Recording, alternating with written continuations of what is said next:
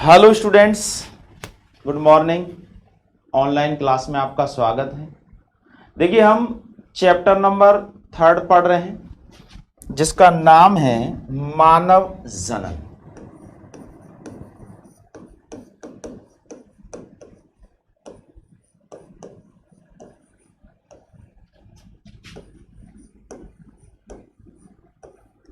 Human reproduction.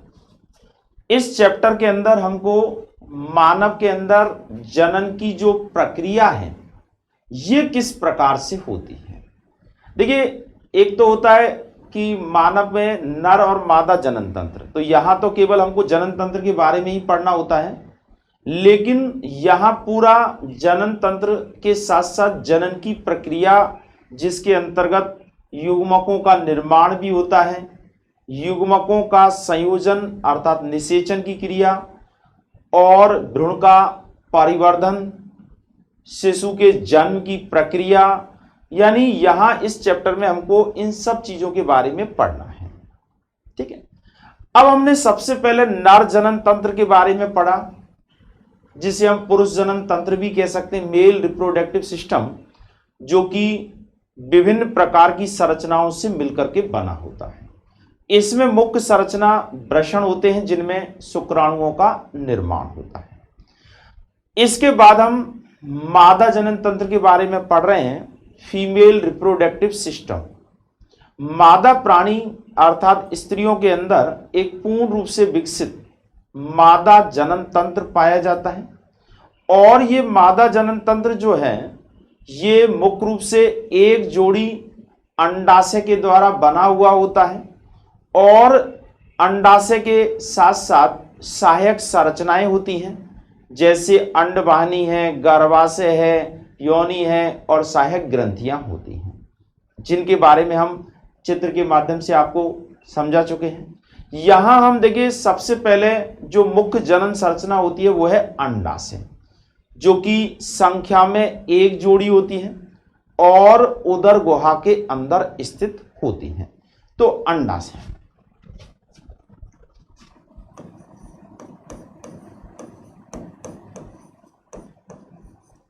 यानी हम पढ़ रहे हैं मादा जनन तंत्र, फीमेल रिप्रोडक्टिव सिस्टम, और इसमें अंडाशय के यानी जिसको हम ओवरी कहते हैं, ओवरी, ये एक जोड़ी होती है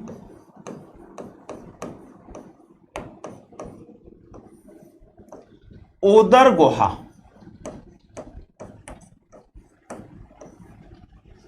में स्थित होती है। ये चपटी अंडाकार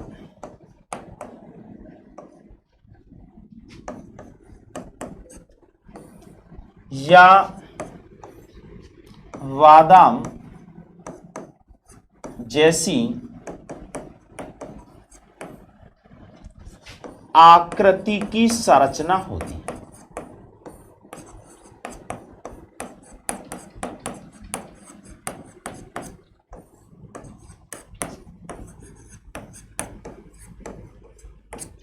ये जो अंडाशय है ये 2 से 4 सेंटीमीटर लंबी संरचना होती है, और ये अंडाशय जो है वो गर्भाशय की जो भित्ति होती है उस भित्ति से स्नायुओं के द्वारा जुड़ी हुई रहती है, जिससे कि अंडाशय एक सामान्य स्थिति के अंदर बनी रहे, अर्थात स्थिर अवस्था में रहे। अब बात आती है कि ये अंडाशय जो है, जो कि एक प्रकार से मुख्य जनन संरचना होती है। क्यों? क्योंकि इसी अंडाशय के अंदर अंड जनन की क्रिया होती है, और उस अंड जनन की क्रिया के द्वारा अंडाणुओं का निर्माण होता है, और ये अंडाणु जो होते हैं ये मादा जनन युग्मक होते हैं, अर्थात एगुणित संरचना होती है। तो अंडाशय की आंतरिक संरचना, जिसे हम कह सकते हैं अंडाशय की औध की हिस्टोलॉजी या इंटरनल स्ट्रक्चर ऑफ ओवरी, ये किस प्रकार की होती है?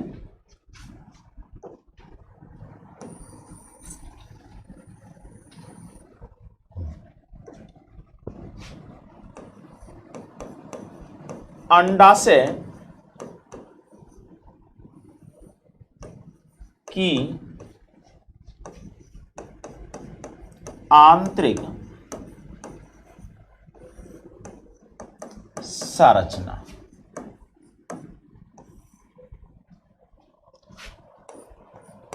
Internal structure of ovary.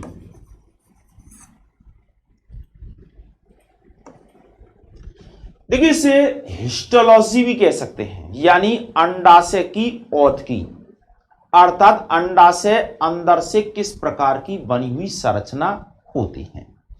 ये संरचना आपको प्रैक्टिकल के अंदर भी एक स्लाइड के रूप में दी जाएगी और माइक्रोस्कोपी से देख करके और इस संरचना के बारे में पूछे गए प्रश्नों के उत्तर आपको देने होते हैं और थ्योरी में भी आपसे ये पूछी जाती है। तो ये किस प्रकार की होती है?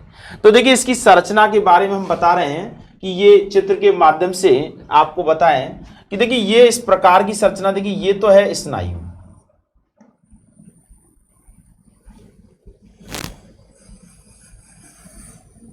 ये इस प्रकार की संरचना है, चपटी संरचना है और इसमें ये सबसे बाहर की तरफ आवरण होता है, अर्थात ये विभिन्न स्तरों से घिरी हुई संरचना होती है। इसमें यहां देखिए सबसे ये जो संरचना है इसके अंदर जनन उपकला ऊतक होता है, ये उपकला ऊतक है जिसे हम कह सकते हैं जर्मिनल एपिथेलियम। ये कोशिकाएं इसके चारों तरफ उपस्थित होती हैं।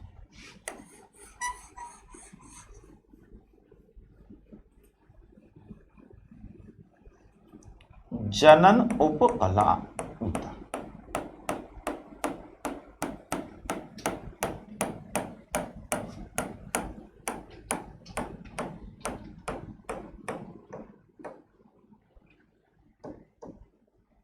इस तरह से इनमें क्या है कि ये लगातार विभाजन करने वाली कोशिकाएं होती हैं। अब देखिए ये जो अंडाशय है इसका ये जो बाहर का जो क्षेत्र है, ये जो कि एक प्रकार से सघन क्षेत्र होता है, इस सघन क्षेत्र को बल्कुट या कॉर्टेक्स कहा जाता है। और जो आंतरिक क्षेत्र है यानी अंदर का ये जो भाग है ये कम सघन होता है और इस भाग को मध्यांश या मेडुला कहा जाता है। तो कह सकते हैं कि इस पूरे जो अंडाशय की जो आंतरिक संरचना है इसमें बाहर का जो क्षेत्र जिसे हम कह सकते हैं पर्दीय क्षेत्र, ये तो कहलाता है बल्कुट या कॉर्टेक्स और आंतरिक जो क्षेत्र है ये कहलाता है मेडुला या मध्यांश। अब देखिए इसमें ये जो संयोजी ऊतकों की उपस्थिति होती है, इसमें ये पूरा जो क्षेत्र है ये एक तरह से सघन, ये इस तरह का क्षेत्र है, यहां सघन ज्यादा है और ये इसमें देखिए तंतु भी पाए जाते हैं, कोलेजन तंतु, इलास्टिन तंतु, इस तरह के। इसके अलावा इसमें रुधिर की केशिकाएं भी होती हैं जो रुधिर को लगातार प्रभावित करती रहती हैं। साथ में इसके अंदर तंत्रिका तंतु जो है उद्दीपन संवेदनाओं के लिए तंत्रिका तंतु की उपस्थिति भी होती है। ऐसे ये पूरा जो भरा हुआ है वो संयोजी ऊतक है, कनेक्टिव टिश्यूज है। तो ये तो है जनन उपकला और इसमें ये जो भरा हुआ है ये संयोजी ऊतक है जिसमें तंतु भी हैं और केशिकाएं भी हैं, ये इसमें उपस्थित होता है। अब देखिए इसमें यहां ये जो जनन उपकला ऊतक है इसकी जो कोशिकाएं हैं ये अंडजननी कोशिकाएं ये लगातार बनती रहती हैं, अर्थात इसमें विभाजन होता है जिससे कि अनेक कोशिकाएं बनती हैं और ये सब उगोनिया कहलाती हैं। उगोनिया, अंडजन्य कोशिकाएं। अब देखिए ये जो अंडजन्य कोशिकाएं हैं इनका बनना ये मादा प्राणी की जो भ्रूणीय अवस्था होती है उसी समय प्रारंभ हो जाता है, लेकिन इनके अंदर आगे का जो विभाजन है जिसे हम कह सकते हैं अर्धसूत्री फर्स्ट विभाजन, इसकी जो पहली अवस्था है उसके बाद में आगे का विभाजन जो है वो रुक जाता है और आगे का विभाजन तब होता है जब यौवन आरंभ अवस्था होती है।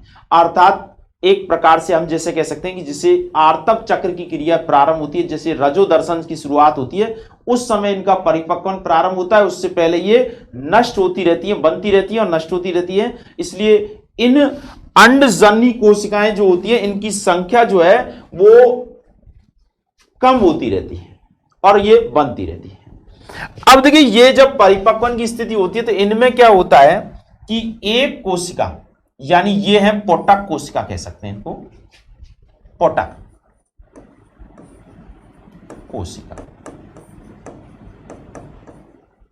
ये लगातार बनती है और जब परिपक्वन की अवस्था आती है तो देखिए यहां मैं इस चित्र में सभी अवस्थाओं के बारे में बता रहा हूं कि किस तरह से समय के साथ साथ किस तरह का परिवर्तन आता है। अब इसमें देखिए एक कोशिका आकार में बड़ी हो जाती है और ये जो दूसरी कोशिका है ये सब इसके चारों तरफ जमा हो जाती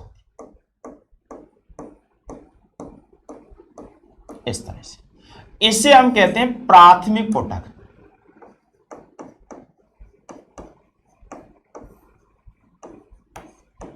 प्राइमरी फॉलिकल। अब इसके बाद इसमें यहां ये आकार में बड़ा हो गया है, प्राइमरी उस साइड से होता है और इसके चारों तरफ ये जो बहुत सारी कोशिकाएं हैं इनको अगर हम कलर चेंज कर दें यहां देखिए तो ये कोशिकाएं इसके चारों तरफ जमा हो जाती हैं।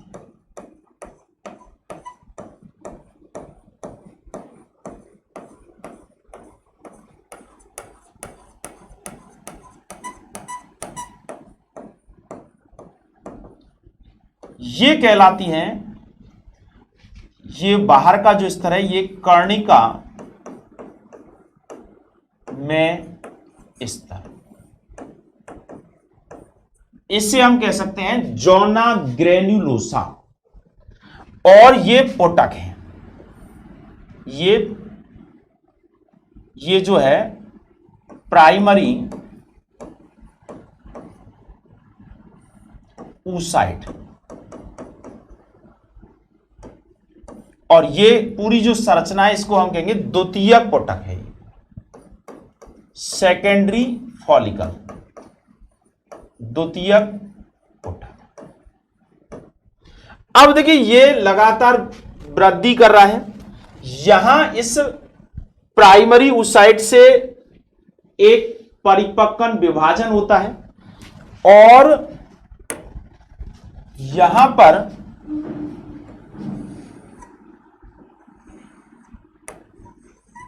ये पतला एक आवरण बन जाता है, इसे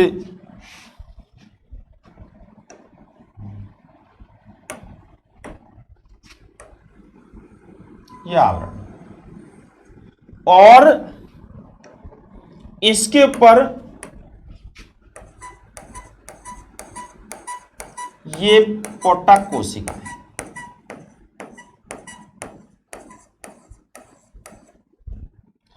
अब इसके चारों तरफ ये कर्णिका में स्तर भी होता है।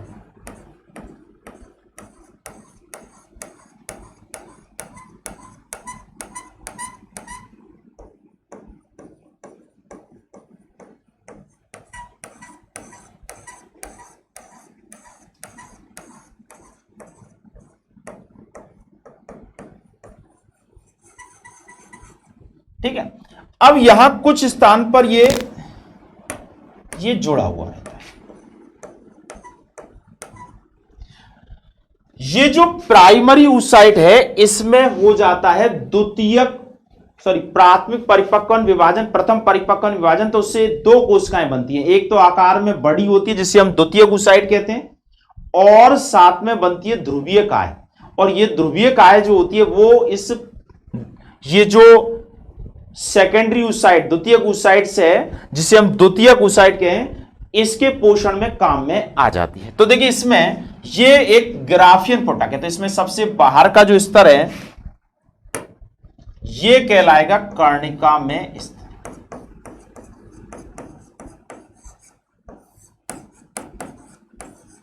ये इसमें जननगिरी,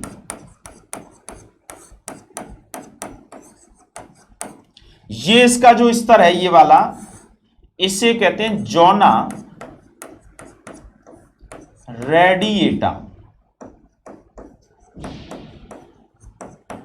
और ये जो है, ये जो नीला सा इस तरह का है, इसको कहते हैं जोना पेलुसिडा, पेलुसिडा। और ये है जो अंदर की तरफ बना है, ये है द्वितीयक oocyte।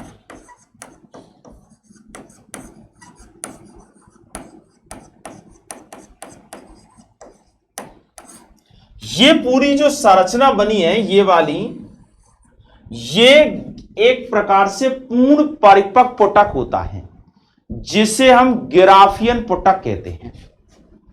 ये ग्राफियन पुटक है।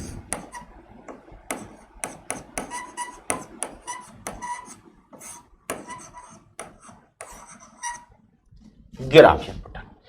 अब देखिए ये जो प्रक्रिया हो रही है ये एक तरह से अंडाणु के परिपक्वन के यानी निर्माण की प्रक्रिया हो रही है। और ये जो क्रिया चल रही है उस समय विशेष रूप से पीयूष ग्रंथि के द्वारा जो स्रावित हार्मोन होते हैं, एक तो होता है FSH फॉलिकल स्टिमुलेटिंग हार्मोन, जिसे हम कहते हैं पुटक उत्तेजक हार्मोन, और एक दूसरा हार्मोन होता है लुटिनाइजिंग हार्मोन, LH जिसे कहते हैं। तो वो दोनों हार्मोन जो है वो अधिक मात्रा में स्रावित होते रहते हैं। ऐसी स्थिति में ये ग्राफियन पुटक जो है वो पूर्ण रूप से परिपक्व होता रहता है। अब ये जो प्रक्रिया हो रही है ये कह सकते हैं कि आर्तव चक्र जो होता है, मासिक चक्र होता है, उसकी प्रथम दिन से लेकर के लगभग 13वें दिन तक की ये प्रक्रिया होती है, जिसको हम आगे बताएंगे अलग और डिटेल में। तो ये यहां ग्राफियन पुटक बन जाता है। अब इस ग्राफियन पुटक के बनने के पश्चात एक लुटिनाइजिंग हार्मोन जो कि स्रावित किया जाता है पीयूष ग्रंथि के द्वारा, ये ज्यादा मात्रा में स्रावित होने लग जाता है। और ज्यादा मात्रा में स्रावित होने लगता है तो ये अंडाशय से अंडाणु जो है ये बाहर निकल जाता है। अंडाशय से अंडाणु के निष्कासित होने यानी निकलने की जो प्रक्रिया है इसे हम कहते हैं अंडोत्सर्ग प्रक्रिया। तो इसमें क्या होता है कि ये फट जाता है,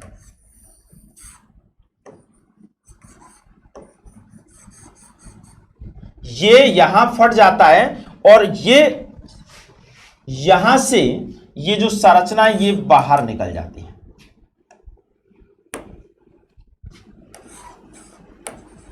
अंडाणु जो है ये बाहर निकल जाता है, जोना पेलुसिडा स्तर बना रहता है इस पे, और साथ में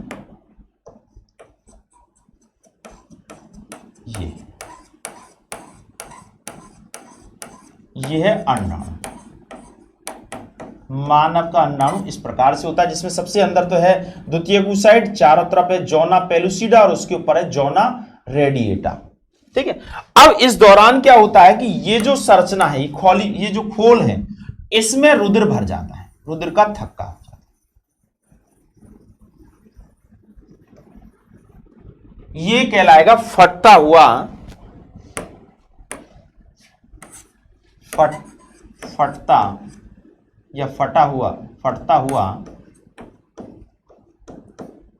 ग्राफियन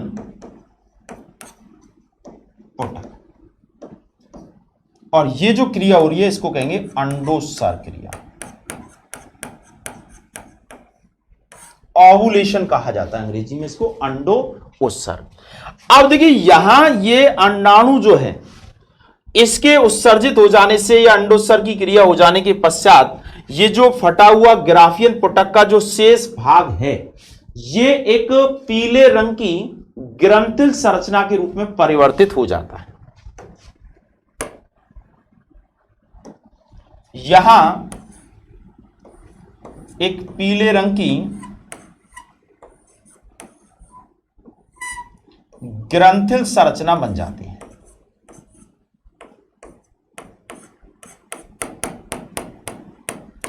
इसको कहा जाता है पीत पिंड, कार्पस लूटियम कहा जाता है इसे।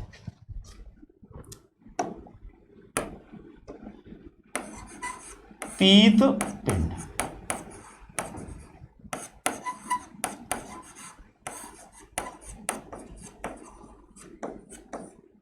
देखिए ये कार्पस लूटियम अपने आप में एक बहुत ही महत्वपूर्ण संरचना, इसके बारे में कई जगह आपसे पूछा जाएगा, क्योंकि ये एक तो कह सकते हैं कि अंडाशय के अंदर बनने वाली संरचना है, दूसरा ये एक अंतःस्रावी ग्रंथि की तरह कार्य करती है। तो एक प्रश्न आता है अस्थायी अंतःस्रावी ग्रंथि का नाम बताइए, तो ये बनती रहती है और नष्ट होती रहती है, और अंतःस्रावी ग्रंथि होती है क्योंकि इसके द्वारा प्रोजेस्टेरोन हार्मोन स्रावित किया जाता है। एस्ट्रोजन ही और साथ में प्रोजेस्टेरोन हार्मोन जो है वो इसी के द्वारा स्रावित किया जाता है।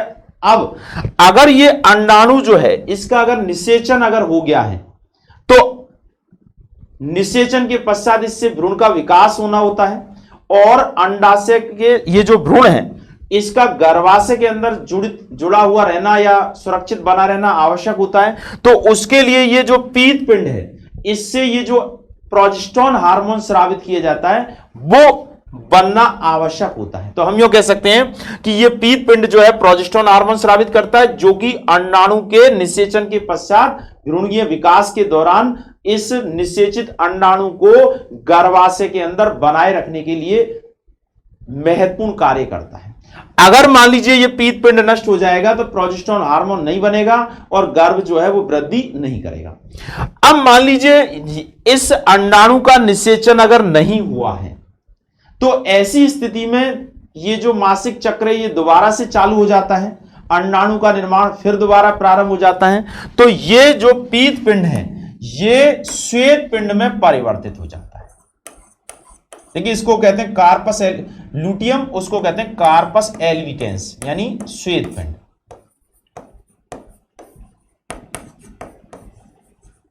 बन जाता है और अंत में ये नष्ट हो जाता है। तो इस तरह से देखिए ये प्रक्रिया जो है ये चलती रहती है। इस प्रक्रिया को हम एक प्रकार से कह सकते हैं मासिक चक्र की प्रक्रिया। तो ये अंडाशय की आंतरिक संरचना इस प्रकार की बनी रहती है, और उसमें ये जो भाग है, देखिए ये इसका जैसे ये ग्राफियन पुटक है, इसका ये जो बाहर का जो भाग है ये, इससे हम कह सकते हैं थीका एक्सटर्ना यानी बाह्य स्तर, और अंदर का जो क्षेत्र होता है उसको कहते हैं थीका इंटरना यानी आंतरिक हिस्सा है। तो इस प्रकार की जो संरचना है ये बनती है अंडाशय की औतकी कह देते हैं इसे। और इसमें देखिए रुधिर केशिकाएं भी हैं, इस तरह कई सारी चीजें इसमें जोड़ सकते हैं जो कि इसमें बनी हुई है, तंत्रिका तंतु बने हुए हैं। ये पूरा जो क्षेत्र बाहर का क्षेत्र, ये जो ये क्षेत्र है ये कॉर्टेक्स है, और अंदर का जो क्षेत्र है ये है मेडुला। अब देखिए इस चित्र को अगर हम वास्तविक चित्र के रूप में देखें तो ये किस प्रकार का दिखाई देता है, तो आप इस चित्र को अच्छी तरह से देख लीजिएगा, नोट कर लीजिएगा, क्योंकि आपको हाथ से बनाना होता है और हाथ से बनाने वाला चित्र जो है वो इसी प्रकार का बनता है। और ये यहां भी हम इसके बारे में पढ़ रहे हैं, और एक आर्तक चक्र वाला टॉपिक आएगा उस दौरान भी इसी बात को हम पढ़ेंगे। साथ में भ्रूणीय विकास की प्रक्रिया, अंतःस्रावी ग्रंथि, तो वहां भी इसके बारे में हमने पढ़ा, कई जगह इसका उपयोग होता है। अब देखिए इसकी संरचना की अगर हम डायग्रामों को देखें तो ये किस प्रकार के होते हैं, तो देखिए इसका स्क्रीनशॉट ले लीजिए आप। और अब देखिए अगला,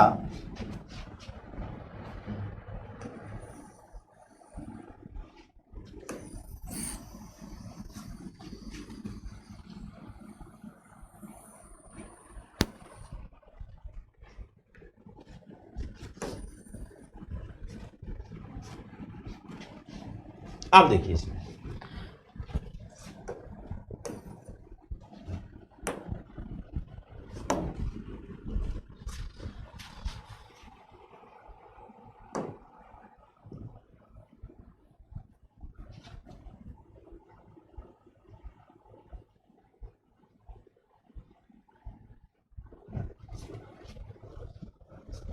देखिए संरचना, और इधर ले लें इसको।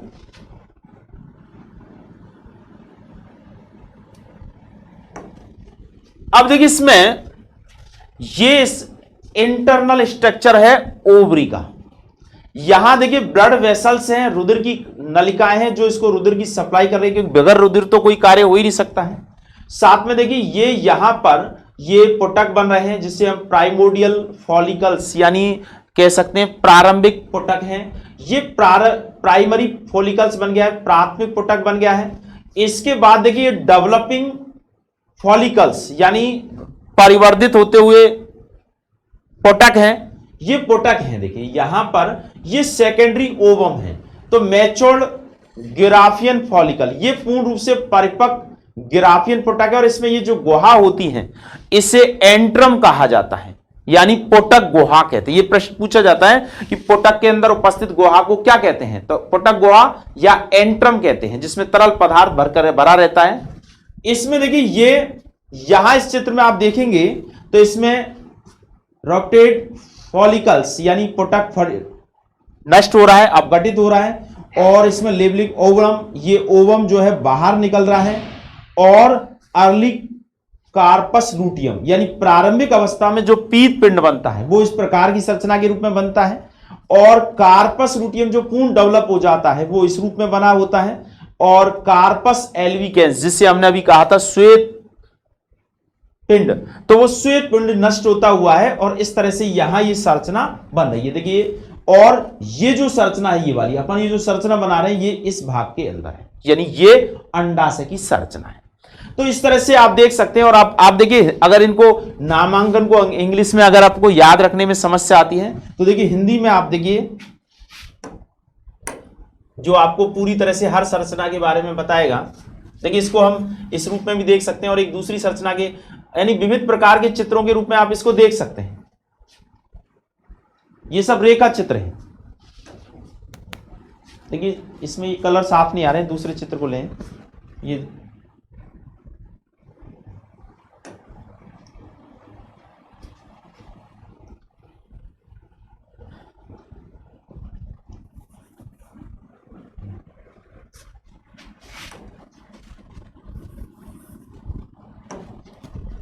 अब देखिए,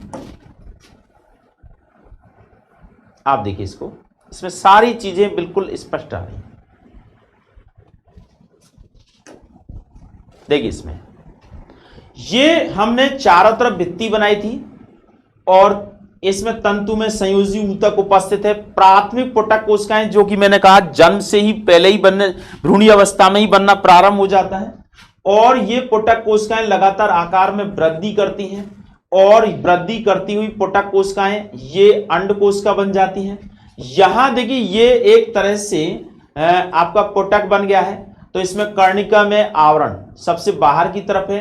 फिर इसके बाद इसमें ये डिस्कस प्रोलेजेशन या कम्युलस एक्वोरिस यानी ये बाहर की परत है। अब देखिए ये पूर्ण रूप से परिपक्व पुटक है, ये वाला जिसे हम ग्राफियन पुटक कहते हैं। इसमें सबसे बाहर की तरफ देखिए आप कि सबसे, ये तो जनिक उपकला है, जनन उपकला ऊतक है, सबसे बाहर का जो स्तर है ये कर्णिका में स्तर होता है, ठीक है। इसके नीचे की ये जो गुहा है इसे पुटक गुहा कहते हैं, एंट्रम कहते हैं। और इस पुटक गुहा के बाद में यहां पर ये जो देखिए इस पुटक यानी अंडाणु को चारों तरफ से घेरे जोना रेडिएटा, ये इसका जो नाम है ये है जोना रेडिएटा। अब देखिए इसमें यहां ये इसके पतला यानी ये जो द्वितीयक ऊसाइट यानी सेकेंडरी ऊसाइट जो है इसके चारों तरफ एक पारदर्शी स्वच्छ आवरण होता है जो कि जोना पेलुसिडा के नाम से जाना जाता है, और ये तब तक बना रहता है जब तक कि अंडाणु जो निषेचन के पश्चात गर्भाशय की भित्ति से जुड़ता नहीं है, आरोपित नहीं होता है, यानी जिसे कह सकते हैं इम्प्लांटेशन नहीं होता है, तब तक ये बना हुआ रहता है। तो ये जोना पेलुसिडा स्तर है, और इसके अंदर जो है यहां पर ये सेकेंडरी ऊसाइट है, और ये ग्राफियन पुटक की कोशिकाएं हैं। अब देखिए यहां देखिए आप इसके फटने से ये अंडाणु जो है वो बाहर निकल रहा है, फटी हुई पुट्टक कोशिकाएं हैं और इनसे कार्पस लूटियम का निर्माण हो रहा है। कार्पस लूटियम मतलब पीत पिंड का निर्माण हो रहा है। अब ये पीत पिंड जो है ये एक तरह से रुधिर का थक्का बनने से बनी हुई संरचना होती है और ये प्रोजेस्टेरोन हार्मोन स्रावित करती है जो कि गर्भाशय के अंदर निषेचित भ्रूण को या अंडाणु को बनाए या जोड़े रखने का कार्य करती है। ये अगर निषेचन नहीं हुआ है इसका अंडाणु का तो ये कार्पस एल्विकेंस यानी श्वेत पिंड में परिवर्तित हो जाती है और ये नष्ट हो जाती है। तो देखिए आप इसमें सारी चीजें आप देख सकते हैं कि इसमें भरा हुआ तंतु में संयोजी ऊतक होता है, कर्णिका में आवरण होता है, इस तरह की संरचना होती है अंडाशय की औत की, अंडाशय की आंतरिक संरचना होती है। ठीक है, तो आज हमने अंडाणु यानी अंडाशय की आंतरिक संरचना के बारे में पढ़ा है और साथ में हमने पढ़ा है कि जो ग्राफियन पुटक होता है ये ग्राफियन पुटक किस प्रकार से होता है, इसमें कौन कौन से स्तर होते हैं, छोटे छोटे बहुत सारे प्रश्न बनते हैं इसमें से कि कह सकते हैं कि सबसे ग्राफियन पुटक का सबसे बाहर का स्तर क्या कहलाता है, तो सबसे बाहर का स्तर कहलाता है कर्णिका में स्तर कहलाता है। पुटक की गुहा को क्या कहते हैं, पुटक गुहा कहते हैं। साथ में पूर्ण परिपक्व पुटक का नाम क्या है, तो ग्राफियन पुटक है। पुटक के फटने से जो अंडाणु बाहर निकलता है वो कैसी अवस्था में होता है, तो उसमें अंदर की तरफ जो है मुख्य संरचना द्वितीयक oocyte होता है, उसके चारों तरफ चौना पेलुसिडा स्तर होता है, साथ में कोरोना रेडिएटा स्तर भी इसके अंदर होता है।